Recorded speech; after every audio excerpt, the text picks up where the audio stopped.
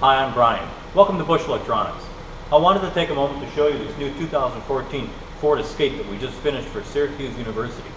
Let's take a look at it. One of the first things you're probably going to ask yourself is, I didn't know Ford made an Escape in a police package. And to answer your question, they don't. You'll notice there's no console in this vehicle, so we had to be creative when our customer brought this to us to ask us to turn it into a patrol vehicle for them.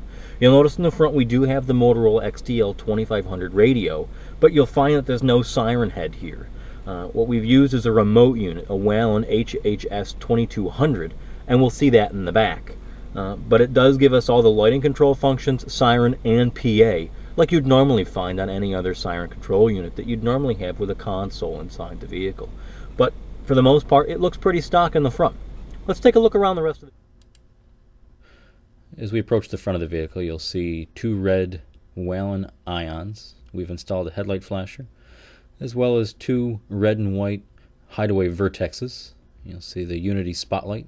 In this case, it's a halogen light, but it is available with LED. The Liberty light bar with LED takedowns and alley lights. We've hooked up backflash on the rear of the vehicle, as well as a red and blue ion on the back windshield. As you come around, you'll notice the Liberty light bar is fully populated with airless capabilities. Overall, a very economical and eye-catching lighting solution. Before I open the tailgate and I show you where we mounted the siren control head, as well as the radio chassis, I wanted to take a minute and show you a couple of warning lights we put on the back of the vehicle, in more detail anyways. As you'll notice when we did the walk around of the vehicle, I had two ions placed in the back windshield, as well as a Liberty light bar, which does have arrow stick capabilities built in, and you can control through the dog bone up in the front seat. The one thing we were concerned about, though, is on this vehicle, the tailgate raises up over 6 feet. A new feature with Ford on some of their newer vehicles, and we seem to like it. I'm over 6 feet and I can walk clear underneath it, but as you would have noticed, we would have lost all rear warning on the vehicle. So we installed these grommet mount ions, just as bright as the ions before, and if you're familiar with them, you'll know they're quite bright. You can see they're fading out the camera, unfortunately, in certain locations. But they've mounted them up here high enough so that they're not in your eyes when you're grabbing gear or equipment out of the back of your car. Overall, I think a pretty ingenious solution by our guys here in the garage. Let's take a look at that mounting solution I told you about. So we're here in the trunk, and as I mentioned to you earlier, there's no console in the front of the vehicle to be able to mount most of our equipment.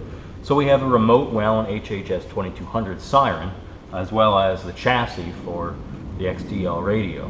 And you'll notice this is what our guys came up with in the garage.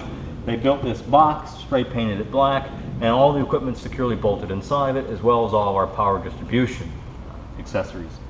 It's not bolted down to the floor of the trunk on purpose, so that should a service request come in, all we have to do is flip it up like so, and all of our equipment is easily accessible inside, including the siren control head, the chassis, a couple of relays for ignition control, and our power distribution box from the inside of it. When you're done with it, it will just slide back,